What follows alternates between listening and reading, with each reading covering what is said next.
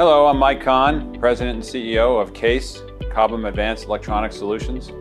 We are proud to continue our sponsorship of the SpaceNews Awards, recognizing those responsible for advancements and innovations in space during the course of 2020.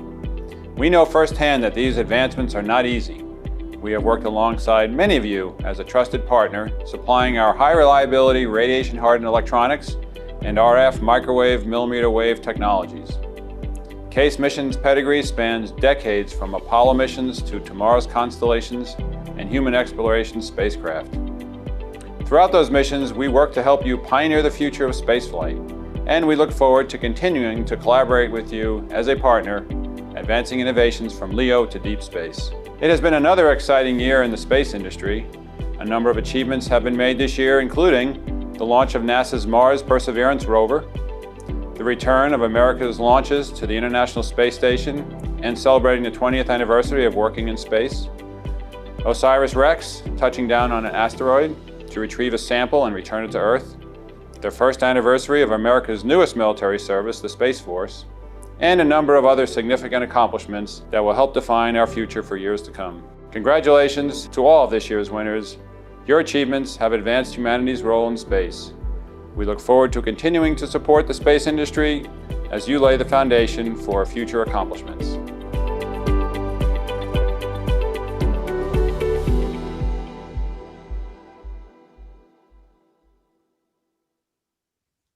Well, hello, everybody, and welcome to today's webinar. I'm Brian Berger. I'm the editor-in-chief of SpaceNews, and I'm happy to be here today for our final webinar of 2020. Today's webinar is something of a twofer. First, we're going to announce the winners of this year's SpaceNews Awards for Excellence and Innovation. After that, I'll be joined by my SpaceNews colleagues, Jeff Faust, Sandra Irwin, and Deborah Werner, for a year-ender panel discussion with 4 of this year's winners. Why just 4? Because for starters, 4 seemed like an appropriate number for a 1-hour webinar. Plus, after I've announced this year's winners and revealed who our guests are, you will see that our 4 guests actually cover 6 of this year's 9 awards. They cover it in one way or another. Today's panelists were chosen in part to allow Jeff and Sandra and Deborah to dig into some, but certainly not all, of this year's key developments. And finally, logistics was a big consideration. This year's crop of winners spans some 17 hours of time zones, from the United States to Europe to the Asia Pacific, from GMT -8 to GMT +9. So let me just say that everyone chosen for a SpaceNews Award this year is equally deserving of our congratulations.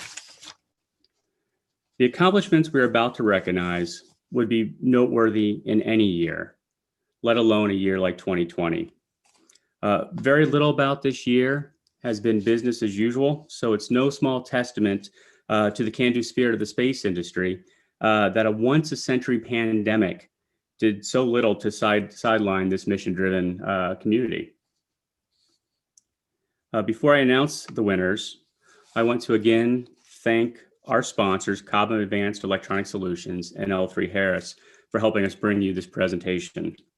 I also want to say a few words about how these awards are decided. In making our selections, the SpaceNews team was guided by some of the same criteria that guide our day-to-day work as journalists. What happened? Did it have an impact? And is there a worthwhile story to tell?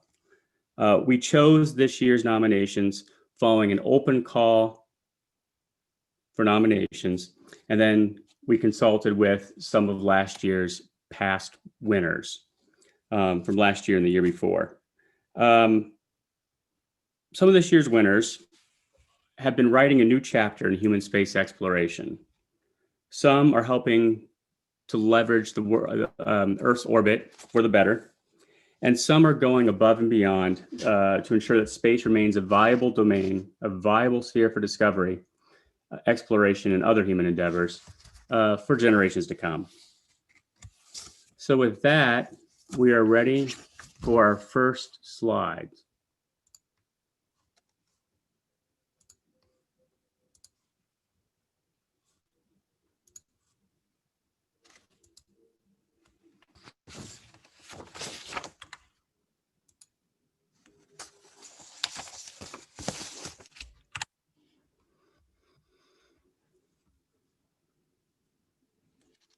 Our first category is Government Mission of the Year. This year's winner knew that making its once every 2-year launch window would be tough. Little did they know how tough it would be.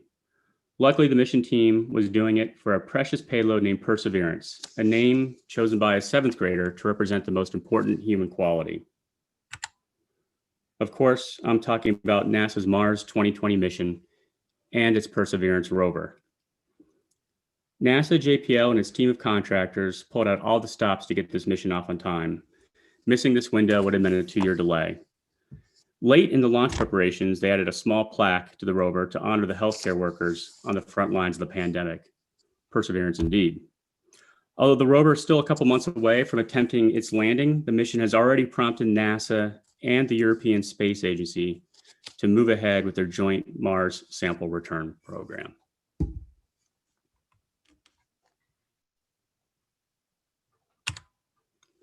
Our next category is Commercial Mission of the Year. This year's winner is credited with no less than, quote, changing the historical arc of human space transportation. Of course, I'm talking about SpaceX's Commercial Demo 2 mission. We've come a very long way since NASA launched its COTS program to give launch providers eager to earn NASA's ISS resupply business some skin in the game. On May 30th of this year, SpaceX launched NASA astronauts Bob Behnken and Doug Hurley on a demonstration flight to the ISS. It was the first time since 2011 that astronauts launched to orbit from US soil. The mission also fulfilled SpaceX's longstanding goal of launching people into space and bringing them home safely.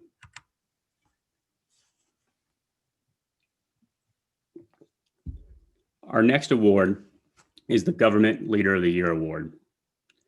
This year's winner is also one of today's guests. She also deserves a share of the credit for our commercial mission of the year. Kathy Luters was put in charge of NASA's Commercial Crew Program in 2013, leading the effort through a number of ups and downs that finally paid off with the launch of SpaceX's Demo 2 mission back in May. But by the time Bob and Doug splashed down in August, Kathy had already been promoted. Kathy is now NASA's human spaceflight chief, and we'll be hearing from her directly shortly. Our next award is for the Large Company of the Year. In this industry, mergers are often accompanied by promises of synergies that never quite materialize as expected. Not so for this year's winner. Our Large Company of the Year's 2018 acquisition of a smaller prime, one that had itself only recently combined with another storied name in this business, paid off big time in 2020. Northrop Grumman paid $9 billion to acquire Orbital ATK, but this year alone won a $13 billion contract to develop the ground-based strategic deterrent. A key to that win was Northrop's dominance, newly acquired by acquiring Orbital ATK and its solid rocket motor business. Northrop Grumman was also a leading contender for this year's Commercial Mission of the Year award.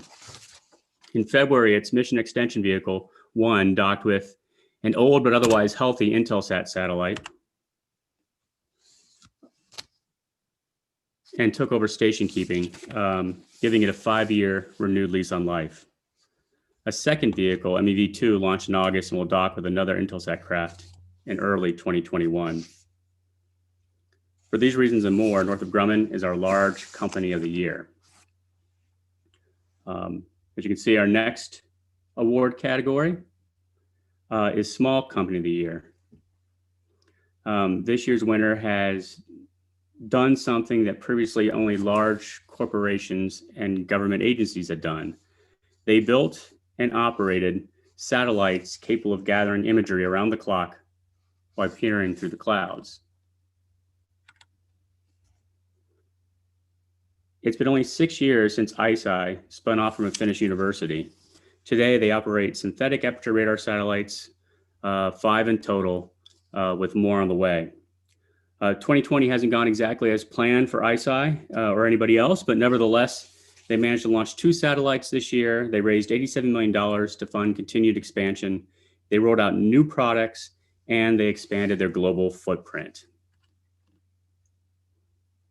This is normally the time in the program where I ask people to hold their applause until we get through the awards, but for anybody off mic, feel free to make as much noise as you like.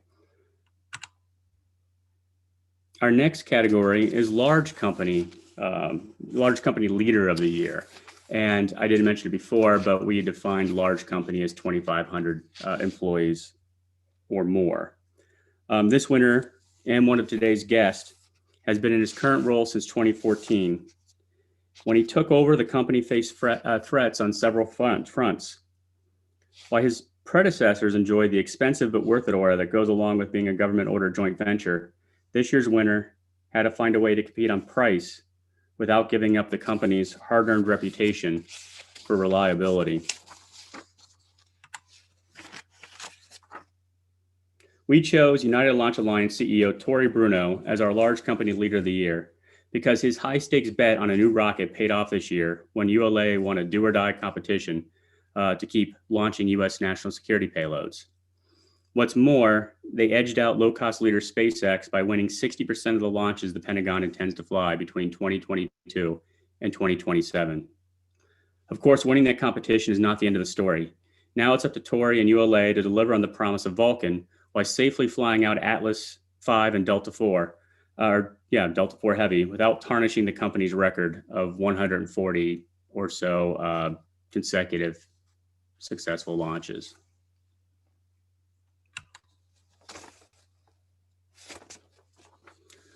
Our next category is Small Company Leader of the Year. Our winner in this category might still be working in IT or in government if a mid-career crisis hadn't reminded him of a childhood passion for space. Nobu Okada founded Astroscale in 2013 with an ambitious goal, cleaning up space debris. As tough as 2020 has been, Nobu and Astroscale have racked up some remarkable accomplishments. They closed a $51 million funding round this year, bringing its total raise to date to $191 million. They also acquired intellectual property and staff from Effective Space Solutions, giving Astroscale a foothold in geosatellite servicing. And it's preparing for the 2021 launch of ELSA-D, which will be the first commercial orbital debris removal mission. Okada, who as a teenager traveled from Japan to Alabama to attend space camp, saw his journey come full circle late last year when he was elected vice president of the International Astronautical Federation.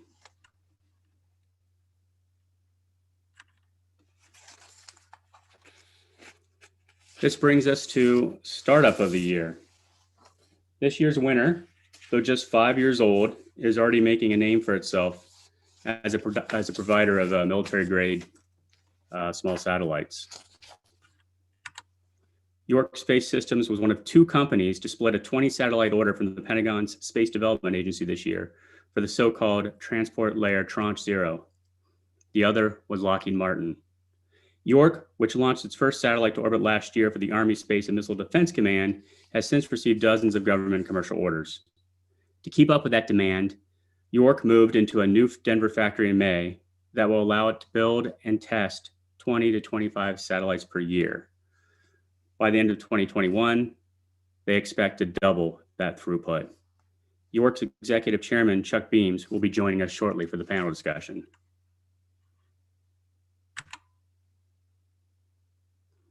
Our next and final category for 2020 is the Space Stewardship Award. We established this award last year, I believe, to recognize a person, program, or organization that made a significant contribution to preserving and protecting the orbital commons. This year, we chose the Secure World Foundation. Although it's just 12 people, SWF plays an outsized role in the global dialogue on space stewardship. This year alone, SWF hosted 41 events, including its flagship Summit for Space Sustainability. The Secure World Foundation also plays key roles in organizations created in recent years to establish guidelines and standards for space operations, and was a founding member of the Space Safety Coalition.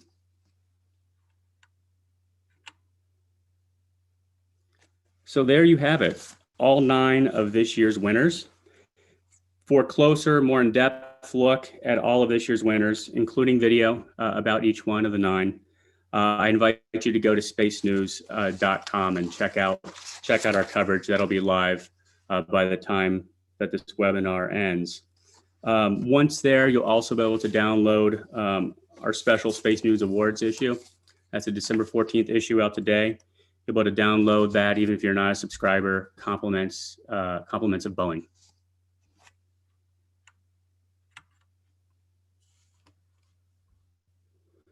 So without any further ado, it's time for today's year-ender panel discussion. As I've just mentioned, we're privileged today to have 4 of this year's winners to speak with us about 2020's big developments and to look ahead to 2021. So I'd now like to introduce my Space News colleagues, Jeff Faust, Sandra Irwin, and Deborah Werner, to take it from there. Jeff, it's all yours.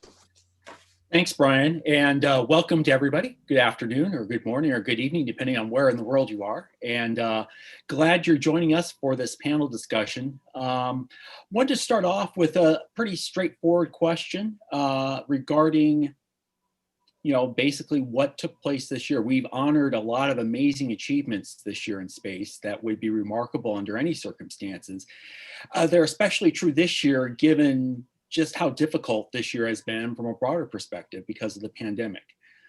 So I wanted to ask the panelists to give their thoughts on how they were able to achieve many of these important milestones, launches, business achievements, and so on, despite all of the difficulties this year has presented. So maybe we'll start with waiting for all our panelists to come up on screen here. Why don't we start with you, Tori Bruno? Sure. Can you hear me okay, Jeff? Yeah. All right.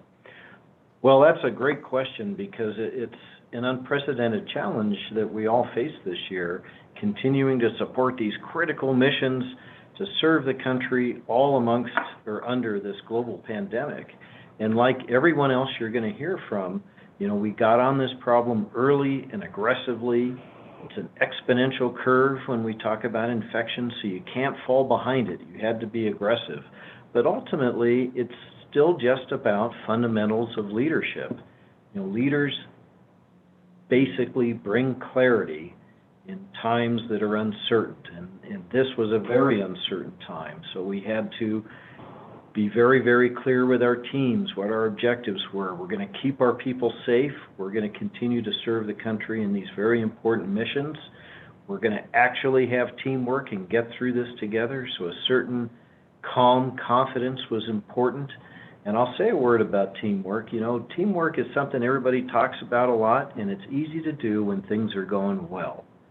The real test is when things are not going well, or when we face really daunting challenges like this past year has been.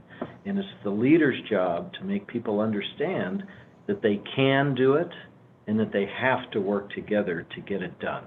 And then ultimately to be decisive and to be agile when we have to do things quickly to keep up with a changing situation. All right. Blake, how things going at Northrop Grumman in terms of everything that you've been doing, from continued work on James Webb Space Telescope to testing and producing SLS boosters? Sure, thank you, and appreciate the time. Yeah, what I would echo what Tori said, but then also add the credit to me really goes to the team and the team members. What people in this industry are so passionate about supporting the missions for the customers, and while being thoughtful and taking care of each other and staying safe, which is actually always first and foremost.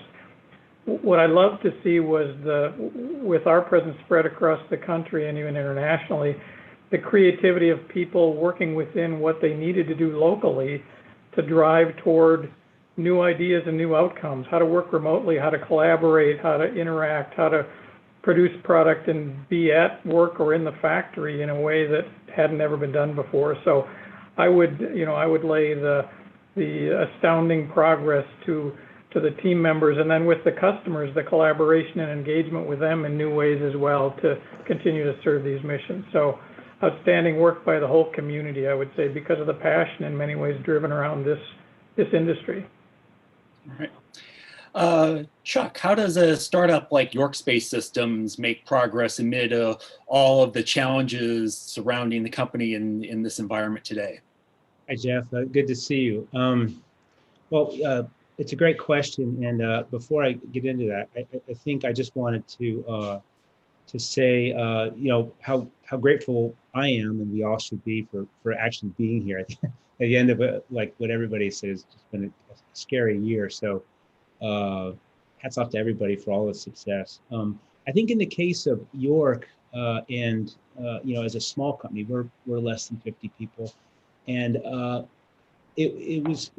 think we were, again, like Blake said, a lot of it's about teamwork. What I found, there's two things. One was that I was really impressed with how our team in Denver came together very, very quickly, and especially the young folks. And this is something that, I'm getting quite a few gray hairs now, and I sometimes scratch my head at this younger generation. I'm not sure where they're coming from, but I'll tell you, they came together in a remarkable fashion. And from when the orders came out that fateful week when a lot of us were at Satellite 2020, in DC, they immediately, within 24 hours, they were able to convert our whole company over to a distributed system for collaboration, so people could immediately work remotely. And again, because we're small, we're able to kind of adapt very quickly. The other thing is that, and Jeff, I know you know this because you and I have spoken about it, but our main product is the satellite, the small satellite that we make, and it's very low cost and all that. But one of the things that's interesting is that it only takes like 2 people, but 2 days, two people, 2 full days to assemble the satellite. And so we were able to continue all the other functions remotely, build satellites even with the social distancing thing, even in the most severe times, and be able to maintain schedule for all our different customers. So I'm really proud of the team. But I guess the shout out goes to a lot of I call them the next generation. I guess generation, the millennials and the Generation Z folks. They grew up with handhelds, from birth, kind of a thing, and it was remarkable how it was just another day for them to just adapt. So I was impressed with that. All right. And don't know if we have Kathy Leaders on. I know we had her a little earlier, but don't see her video just at the moment. Oh, there she is. Oh, here I am. All right, great, thanks. Are you there? Hey, Yep. I'm kind of frozen, sorry, but Yeah, well, hopefully you can hear my voice. Okay, great, sorry. And so Okay, I just ask you, is that the achievements that NASA did this year with commercial crew in the Mars 2020 launch would be notable in any year, especially challenging though this year, given all the challenges the agency faced? Well, I think, I'm glad I was last, Jeff, because, everything everybody else said really resonates with me. I think we had to, when everyone started getting sick in March, we had to say, we have to get ready. We have to get ready for this, and this is not going away anytime soon. I know there was some of us that for a little while we thought, well, maybe we ride this out for this is just going to be a couple of weeks, but really you had to realize we were having to change how we did business quickly, and then keep that focus and say, if we're needing to change business, how do we do it in a way that we can get the job done and keep our folks safe, right, all the way. And I appreciated what Chuck said, because it took everybody operating a little bit differently. And we had some kind of funny flight readiness reviews where, people had their kids and dogs as fellow board members as we were working through things, but I will tell you, once again, just to underscore what everybody else has said, super proud of the joint industry government team, because people figured out ways to do it. Sometimes it was people getting in the car and driving, 15 hours to get test samples into a location and people coming in. And it's just, there's a lot of heroes out there right now. I know a few heroes on Tony's mission, and there's Tori's mission, and when we did Perseverance, there's people out there and that were doing heroic things, and we have a lot of heroes that are really here in the room with all of us here today that made the missions that we accomplished get accomplished. It took amazing things. When you go look at the names of the missions that we had this year, it's Perseverance, Endeavor, Resilience. That's what it's taken for us to get these missions done. Thanks, Kathy. Sandra, over to you. Thank you, Jeff. And congratulations to all the award winners. We were extremely impressed by all the accomplishments that you all achieved this year with all the challenging circumstances. One of the changes, and going back from a year ago to this year, one of the changes that we've seen in the space business has been the stand-up of the Space Force, which is something that I follow very closely. And I thought maybe I would ask, maybe this is more of a question for Tori, for Blake, and for Chuck.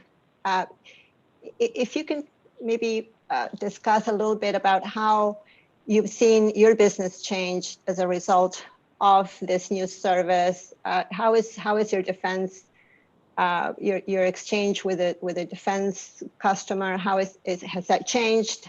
And what expectations do you have for the coming year with some of their new reforms that they're trying to implement in DOD? So maybe Tori, if you would like to start off with that. Thank you. Sure.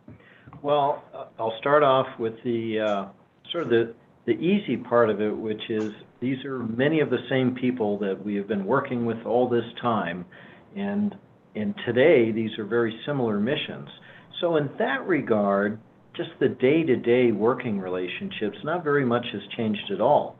However, what is much more important is that this organization is now looking into the big challenges the country faces, especially with what is really the weaponization of space by our adversaries in this new era where that high ground is no longer uncontested. And they are thinking very hard and spending a lot of time with industry and understanding the art of the possible to solve that huge challenging problem. And that has driven fundamental changes into our business in terms of how we see our role in that mission and how we are investing in advanced capabilities that will fundamentally alter what we do in Earth orbit and beyond Earth orbit to continue to keep the peace. Thank you. How about you, Blake? Sure, thanks. Yeah, I mean, as Tori alluded to, certainly acknowledging and aligning space with the national defense strategy and acknowledging space as a warfighting domain is a fundamental change. And for us, for me at least, had the privilege of, as we brought Orbital ATK and Northrop Grumman together, putting that portfolio, we put all that capability together at the beginning of this year, and that's worked very well to look at what can be done, to Tori's point about the art of the possible and the breadth of missions, from deep mission knowledge, highly complex missions, to a lot of the future driven around agility, speed, and affordability, a very different set of architectures. So it's really been fun trying to work through, again, what's possible and drive to that other part of space that's always seeming to be there, which is innovation and innovating in new and creative ways along the lines of what we need for the future for protection and for dealing with an environment that's very different than we have before, but also collaborating and connecting some of the dots across defense and commercial and exploration, because there's a lot of cross-connectivity in terms of mission and technology capabilities that we can use across the breadth of those capabilities for our customers. Thank you.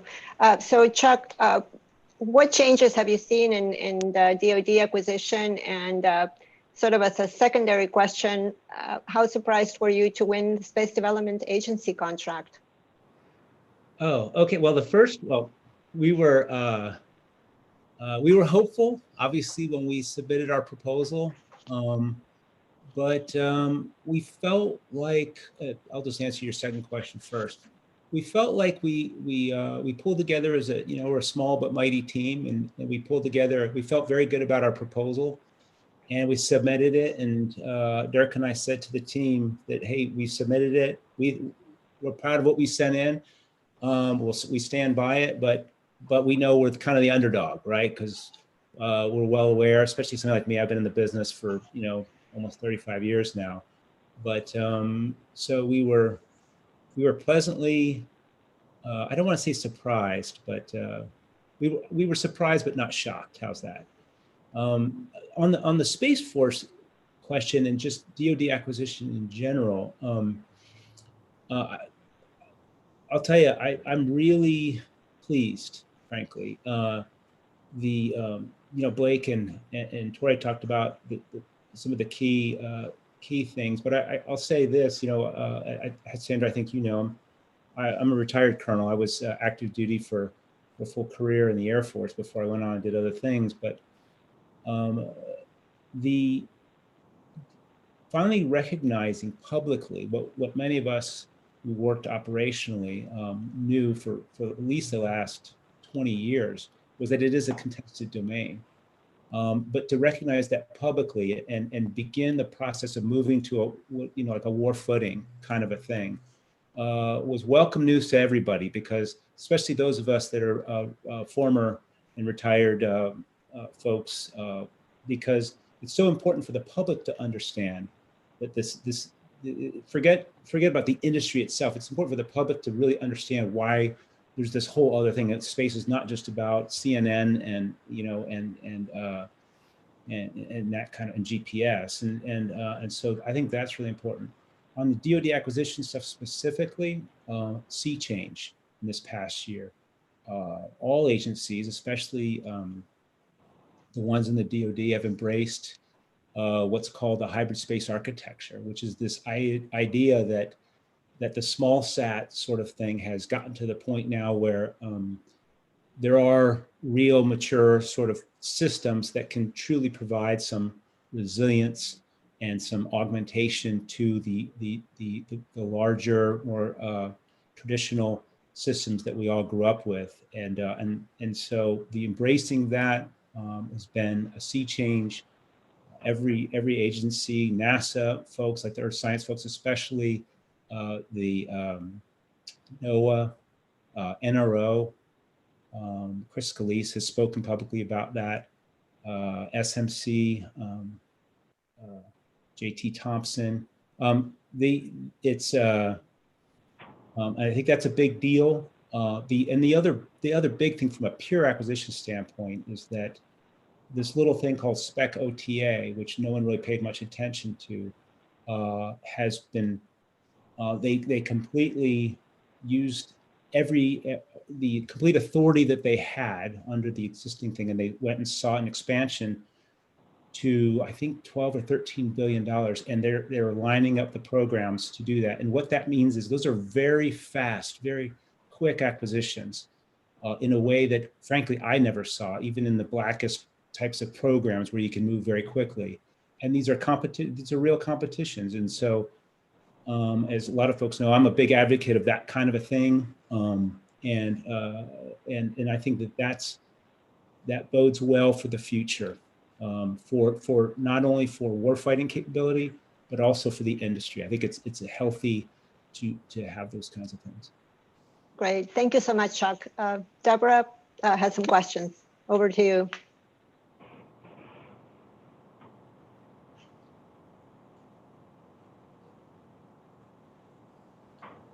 You done mute, Deborah? Thank you. Sorry about that. Was there anything that anyone did to adjust to the pandemic in 2020 that you have found valuable enough to keep going forward? Tori, I see you're nodding. What was that?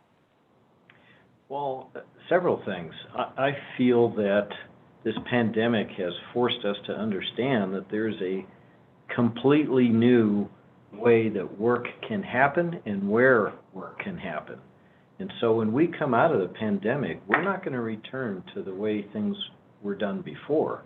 We're going to move to a hybrid workplace where we have a certain number of people who are either permanently working from home, or more likely the majority of our population will be splitting their time between working at home and working in the office. And I think with the right mix of that, you actually can have higher productivity than we have experienced traditionally. People in the office collaborating, doing the social things with their coworkers that are important, and then a certain number of days during the week when they're at home, uninterrupted by a million meetings, really focusing on that individual contribution type of work. So we have already planned for that. We are already redesigning our workspace. And as we roll out of the pandemic, that'll be the model that we are in going forward. And then the second big area, I would say, is an understanding that we don't have to suffer sort of the cold and flu impacts that normally come around, much lesser degree of an impact than a pandemic. But gosh, several of the things we do for the pandemic were not that hard and have absolutely crushed that normal sort of baseline level of absentee due to being sick that we have. And now we know we don't have to have that. We're going to continue a lot of the mitigations on the other side of this event as well. Kathy, I also see you nodding. What did you learn from this pandemic? No, I think Tori's spot on. I mean, we already know we're not going back, right? We're not going back. How we're going to be structuring our workforce already. We'll be doing some of the things that Tori talked about, or things that we're already looking at, giving people more flexibility. Not totally having people work from home. You still need to have your collaborations. You still need to have days, where people are, and we've also found out how important it is for people socially to see each other too. There's people that have missed going back, right? And so you've learned how people work is totally different, right? And the work hours, and especially for people that have families and different things, at different stages of your life, you actually need an office more than other times, right? So being able to give people kind of that flexibility and kind of picking their workspace is going to be important too. But Tori's exactly right. For the folks that haven't been sick, people are staying way healthier this season. I mean, you're learning maybe we should have been cleaning the offices a few more times, or, maybe not hugging each other so much, even though that would be nice to do every once in a while too. But, we have not had the spate of, folks getting sick around Christmas time like we used to, right? And we'll see it again in January. But it's a brand new world. Even today I had a meeting, and actually I had 6 executives that knew how to share charts on a screen. It was an amazing thing, no admins available. So, even even like Chuck was saying, even some old dogs out here, we can actually learn some new tricks, and it's not a bad thing, right? It's not a bad thing. Yeah, I agree. And just throwing in there, Deborah, sorry to interrupt, but in addition to sort of those many times internal things that Kathy and Tori talked about, which I completely agree with, the external environment, talking to customers, talking to partners, talking to suppliers has been in many cases much more efficient. You can do lots of different engagements. It can still be personal. It can't totally replace all that we did before, but boy, it can oftentimes be more efficient, and then you also sort through what really matters and what the priorities really are and what you really need to be doing and what you don't. So I think it's added that clarity a bit too. When you say more efficient, do you mean because we're not flying all over the world to meet? Absolutely, that's one dynamic. Absolutely, we can have multiple meetings in a day, engagements, whether it's with Kathy's team or the Hill or the Pentagon or those kinds of things. And then also, if you just think about some of the things we've done in the past with symposium and seminars and those kinds of things, I'm not sure that's going to be the same in the future either. The other thing I'll point out on this is that what this did was it accelerated a lot of tools and stuff like that that were in development and whatever, and they became much more robust. And so they've become now more sort of tools in the tool chest for folks at any level of management to be able to manage their composite life. And so a lot of folks have become more aware of how hard it is at home, right? And I think we're going to be able to see more of an equitable sharing of parental duties in the future.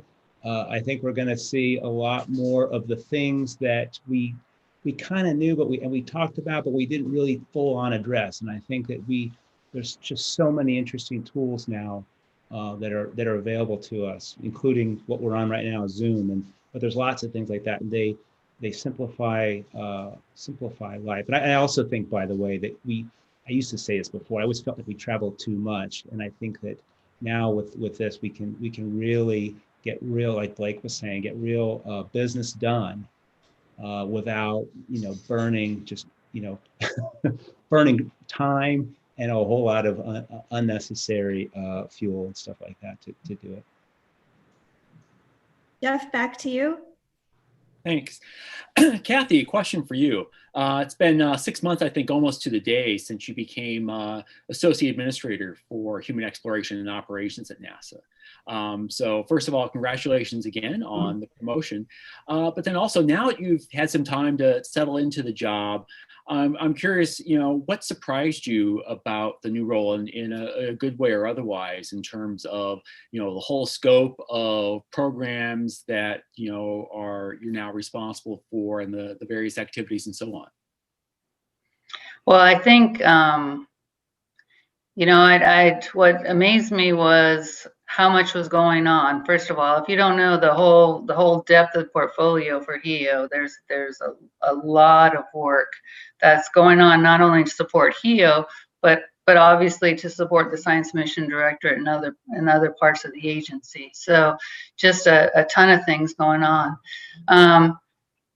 The big goal for us has been make sure that we're working together and working with the other mission directorates and our partners to take advantage of all those things that are going on, right? So really, I think over the last 6 months, the biggest thing I've done is to hopefully align things a little bit better so that we can gain some efficiency within the directorate, and where folks can support the whole mission directorate rather than one specific portfolio like ISS or our exploration missions or SCAN. And so, but just a ton of stuff. I'm always constantly amazed at all the different areas where we're kind of pushing forward and working with different teams at all different scales, small, medium, and large. And so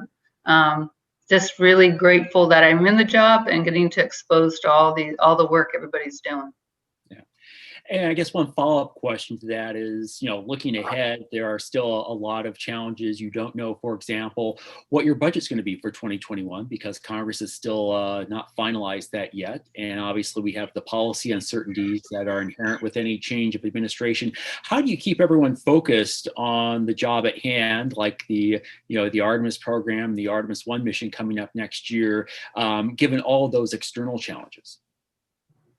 So I think you stated it right there. What's great about it coming in is we have these really great missions coming up. So I had just finished the Demo 2 mission, and guess what? I got to be exposed to Perseverance. It's a great mission, right? And then us getting ready for Artemis 1. And there's a swath of other missions going on. We're working on Crew 2, Crew 3, OFT 2, CFT, all the missions that Amanda's got lined up. And so with all this work out there, it's pretty focused to just have people say, look, kind of pay attention to what you have in front of us, because we have a lot in front of us that needs focus on it, and we'll, kind of take off some of these levels of uncertainty as we're moving forward. I'm very proud of the fact that the team, are human landing system team has not missed a beat, because that's probably be the one area where there was kind of the highest level of uncertainty, and they just have hit every single one of those milestones and have been making great progress. The gateway team's making great progress with, you know, PPE and Halo work that's going on, and the Northrop Grumman folks are moving forward and getting that vehicle on, you know, moving into the next phase of the contract and getting that development. So I think what's really cool about it is, yes, there's these levels of uncertainty, and we're always going to have to manage that level of uncertainty. But what's really good is we know the work we have right now, and we're laying it out and getting it accomplished. And we're making real progress towards the missions we have in front of us. Kathy, have you been able to meet with Ellen Stoffen and the rest of the Biden NASA transition team yet to start briefing them on where you are on your projects? Absolutely. Yeah, they've engaged, and we're moving out on discussions and working through the plans. It's also really good to have, you know, these missions laid out and in work, and agreements laid out and in work. And so that provides a lot of continuity for the missions and the work we have. And now we just, you know, we need to focus on executing. Right. Sandra. So thank you, Jeff. I have a question for Tori Bruno. As Brian highlighted earlier, one of the reasons you've gotten this award is your success winning phase 2 for National Security Space Launch and getting Vulcan selected. So going forward into 2021, I mean, if 2020 was challenging, I mean, 2021 is not going to be easy for ULA. You have to get Vulcan certified for the Space Force, and you have to continue to fly your legacy vehicles. The fly out of the Delta IV is a challenge. How are you preparing for these efforts that are going to be going on in parallel in the near future? Yeah, what a great question. Yes, you know, the good news is you won a big competition and you've got your rocket into the back end of development. The bad news is you've won a giant competition, and now you have to execute on all of that. And so we are very, very focused on that. You know, the thing that carries you through a situation like that are the fundamentals of your culture that are sound. And in our case, we are so focused on our customers' missions. We don't fly rockets because we love them and they're exciting. That's all true. We fly the rockets because the missions that sit on top of them are important to our nation and they're important to humanity. And so we stay very focused on the Atlas and the Delta IV missions going forward. Nothing trumps mission success. None of that has changed here, while at the same time we bring on our Vulcan rocket with new customers that have their missions that have to be done. But it's all really the same kind of importance to us and the same focus. Now, of course, we've organized for it. We've been as proactive as we can at being in front of challenges that we expect. Winning this NSS, National Security Space Phase 2 competition was really the culmination of a major corporate transformation that occurred over the last 5 years. A simple but difficult to accomplish strategy to reposition ULA from being what was almost an extension of the Air Force, the only company that could fly all of the missions for national security and the difficult missions from NASA, and to be the sole custodian of assured access into an environment that Jeff referred to where there is a more mature launch industry and there's competition now, which is a great thing for the country to have that broader industrial base. But the journey from A to B is not actually accomplished successfully by most companies that attempt it. The thing you learn in business school is that about 90% of those companies faced with that fail, and they simply go broke. So to bring our team through all of that and to come to where we are today is something that I'm very, very proud of our people for having the fortitude and the dedication to get that done. And I have supreme confidence that now they are continuing to be focused on execution of that. We'll be flying Vulcan at the end of next year for the first time. You'll hear more about that as we work with our customers to, establish when they are ready to go to space. We'll be there first so that they are not waiting on us.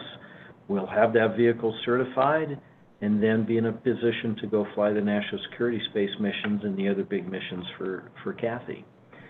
So, yeah, we no rest for the weary. We shift from transforming and competing to continuing the competition and really bearing down on execution.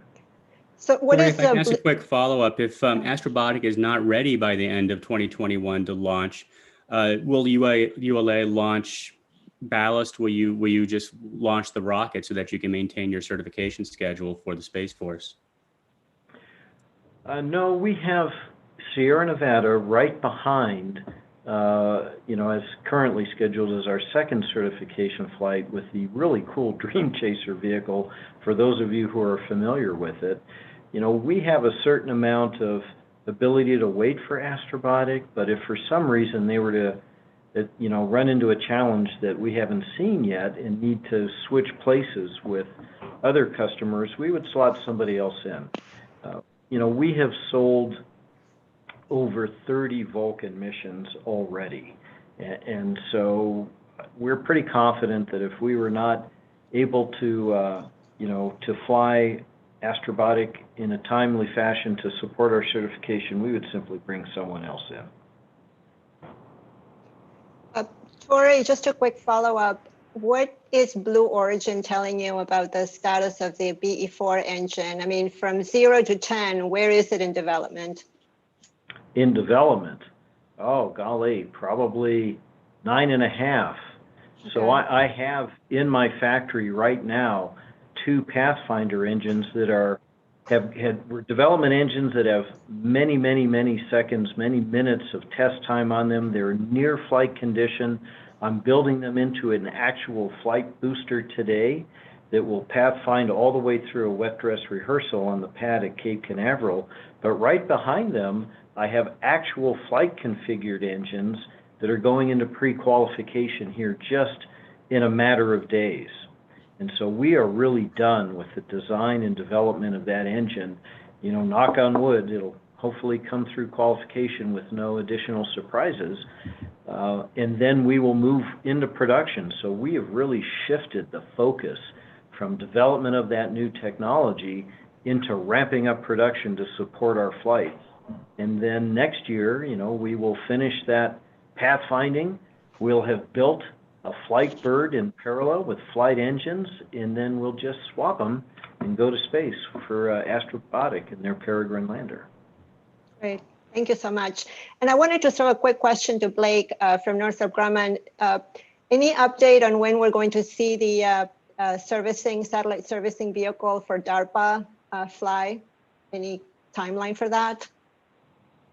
We're still working through that with DARPA, but we're excited about the progress already being made. We're excited about, as was mentioned at the beginning, the first vehicle is already docked, the second vehicle is on its orbit raising and will be docking in the first quarter of next year. And then both of those are just pathfinders, to your point about the DARPA mission, to what the evolution that's going to happen in that whole market area is, that now the government's taken on in the terminology of space mobility and logistics. So I think you'll see a lot more excitement there, and we look forward to, with our DARPA customer, flying that mission in the next few years, and we'll work through with you what the actual date is, but really good progress to date by both teams together. Hey, if I could just jump in for another quick second, since Blake is on. We always talk about BE-4, but that is not the only new propulsion element on Vulcan. There are also new solid rocket boosters from Blake's team, and I have to tell you, they have been static fired. They are going to fly on an Atlas very soon, early next year, and those motors have just performed beautifully, and we could not be more pleased with our other strategic partner. Blake, thank you. Thank you, Tori. Appreciate it. Thank you. Deborah, do you have any final questions? I think we have a few minutes left. If there's time, I'll jump in with a quick question for Chuck, because you also are the chairman of the Small Sat Alliance. So I wondered what you plan to focus on as the Small Sat Alliance next year. Well, that's That's a good question. You know, we're the process that we go through for our annual thing is Steve and I think about what the political environment looks like, what the opportunities are, what's important to the customers, you know, in the agency, in the executive branch, and then also at least as important as, you know, I think we're at 55 companies now in the alliance, and so you know, what's of interest to them, what kinds of things they feel are mature and that kind of thing, and so. It looks like you know, I've been talking to the transition team as well from an industry perspective, and it appears that there will be lots of opportunities for more of the sort of commercial type of activities, and that's on the earth sciences stuff within NASA, and also in the just commercial remote sensing just generally. So they're looking for opportunities, and we're looking to help with that in some of these, kind of riffing off of actually the success of commercial crew and commercial resupply, to see if there are other things like that that are more satellite oriented, that could introduce competition, like Tori talked about. That's always a good thing for the taxpayer, and also innovation, and so I think that'll be high on our list, and then continue to the gains that we were able to get over the last year and a half on advancing the hybrid space architecture concept. To take that now, looks like Congress has made some nice marks for us on that, but we're going to work hard to sort of advance that and take that into more operational kinds of programs. Great, thanks. Brian, is it time for us to wrap up? It looks like it is about time to wrap up. So I do want to thank everybody for being with us today. I want to congratulate once again all of our winners. We have plaques commemorating your award that are in production, will be sent to you probably after the holidays. I want to take a moment again to thank our sponsors, Cobham and L3 Harris, for helping us bring this presentation to everybody. I do want to encourage you to visit spacenews.com. We have the entire awards package up there. There's some video, there's nice articles that Jeff and Deborah and Sandra wrote about each one of our winners. And then again, we have the December 14th issue for you to download. From the entire Space News team, I want to wish you and your families a safe and joyous holiday season. I hope to see many of you in person in the year ahead, in August at Space Symposium, if not sooner, knock wood, that, you know, vaccine distribution will go well, and we'll all be feeling safer about getting out and about in 2021. Regardless of what happens, we'll be here by hook or by crook. The people on with us today as guests will be very, very busy.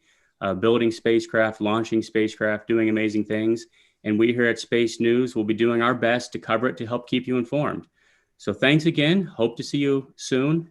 Take care and have a wonderful rest of 2020 and a wonderful 2021. Thank you. Thanks, Brian. Thanks. Thank you.